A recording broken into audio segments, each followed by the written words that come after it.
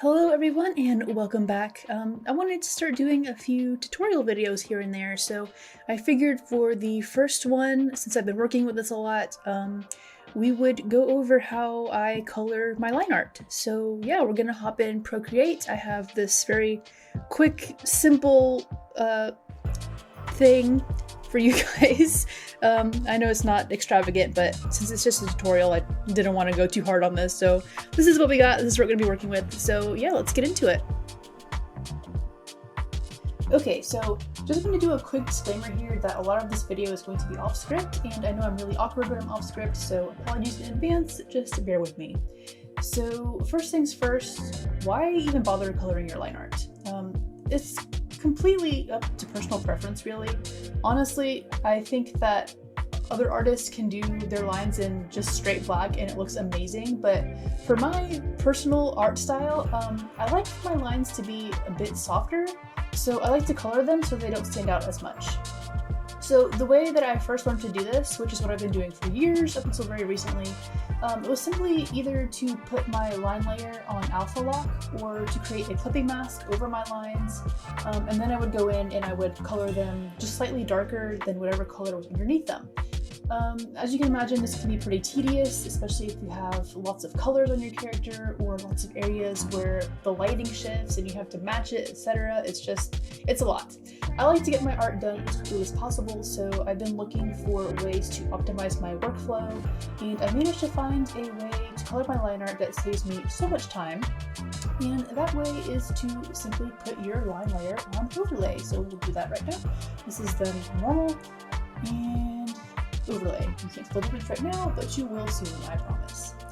Okay, so putting my lines back on normal for a second, just so I can show you guys something. Okay, so this is them on normal, and let's see if I can pull this up. As you can see, they're kind of a brownish, like a dark brownish color. So when you're using the overlay layer effect, the color of your lines, it will affect how light or dark they show up. So I'm gonna put this back on overlay so you can see it again. Okay, that's them on overlay. That's my brown lines. This is what they would look like an overlay on black.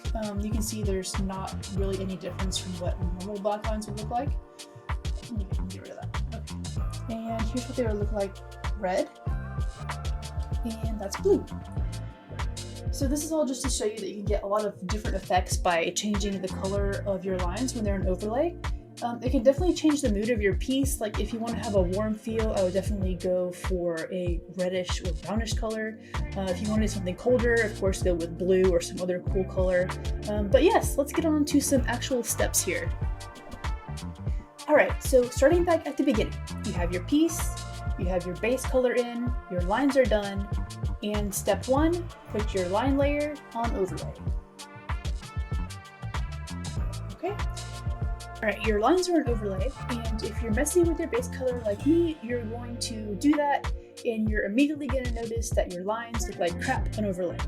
Why? Well, allow me to blow this up really big, and I will show you why. That's why. Once your line layer is on overlay, it's going to become transparent, and it's going to show you all these little areas where your base color does not completely line up with the edges of your lines. This little hiccup, it actually kept me from using this line coloring method for a long time, but now I found a neat little way around it, so that's what we're going to do. So what we're going to do is we're going to select our line layer, and we're going to drag this over so we get our options, and we're going to go to duplicate. All right, and now this new layer that you just made, there's a bug, we're going to put that on normal. Okay, next you want to make a new layer right on top of the one you just created, and with that layer you're going to make a clipping mask. You with me? All right, so now you want to color pick the same color as your base, and you're just going to drag that into your clipping mask. So now you should have lines that are the same color as your base. All right, next we are going to merge this clipping mask down with that line layer, and then we're going to drag that new layer right above your base layer. All right, and we got that. So we're going to take that new line layer that we just drag down, and we're gonna merge it with our base layer. All right, so now that your lines are on overlay, voila, all those little areas are gone. Isn't that nifty? Okay, so as I said, one of the main reasons for doing this is so you don't have to go and like color the lines over every little color shift in your character. So to get the full effect of that, I'm going to pop in this character's colors, and I will do that off camera, and I'll be right back. And I'm back with my character all colored and ready to show you guys. So just zooming in here, you can see that the lines automatically change color wherever the color of her markings shift.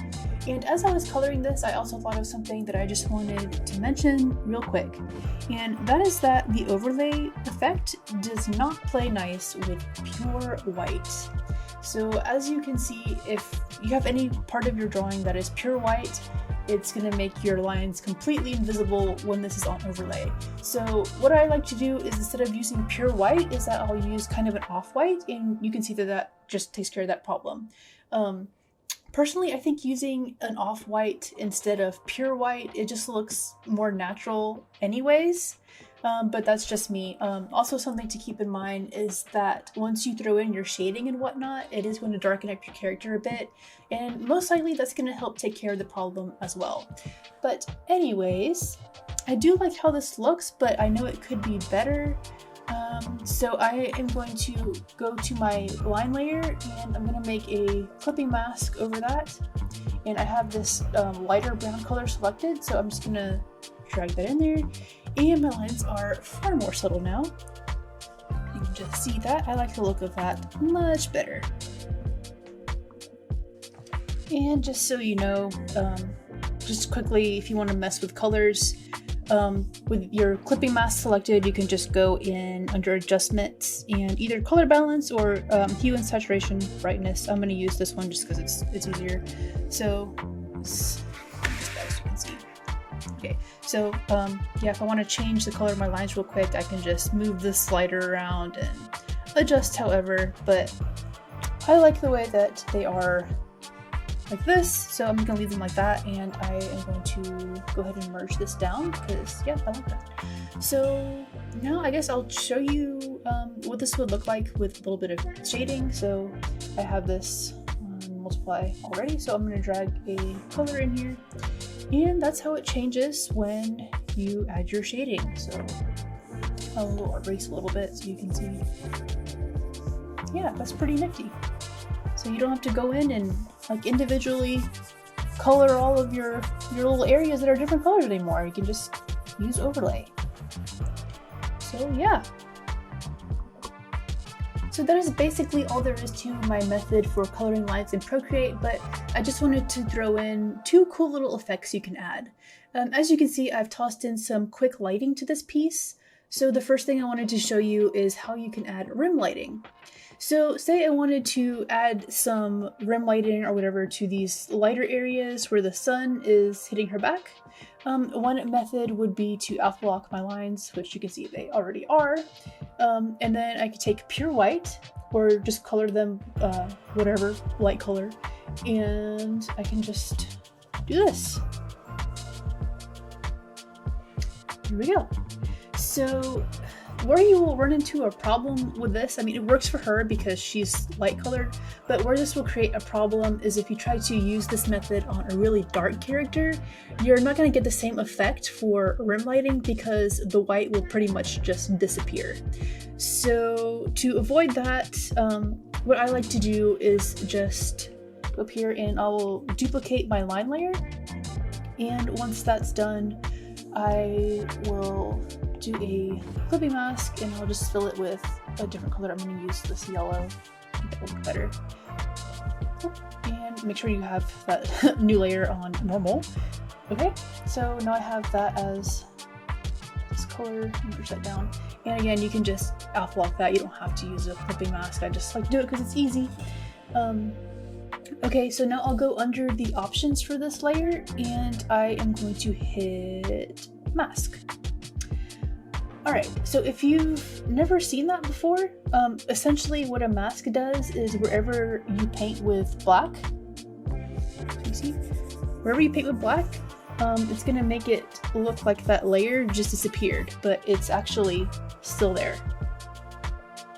So if you were to select white and just repaint that, it'll come right back.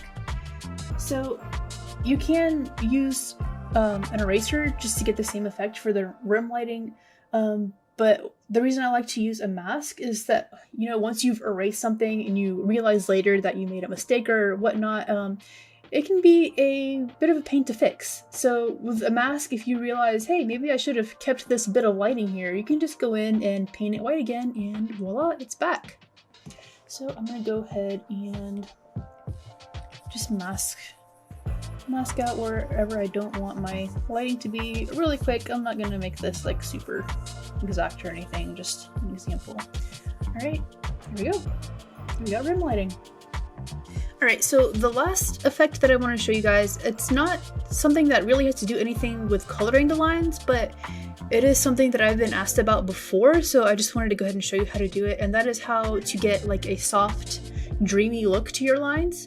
So this is extremely simple. So basically what you're gonna do is you're just gonna go up here, select your regular line layer, you're gonna duplicate that, and you can see it make them darker, but now you're just gonna go up to your adjustments, Gaussian blur, and you're just gonna drag that, and that's still hold on.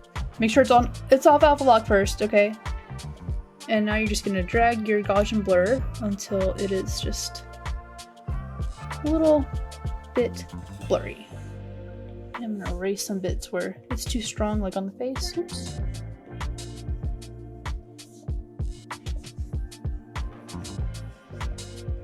So as you can see, it just adds like this really soft, kind of dreamy look to your lines. That's what it is, off and on.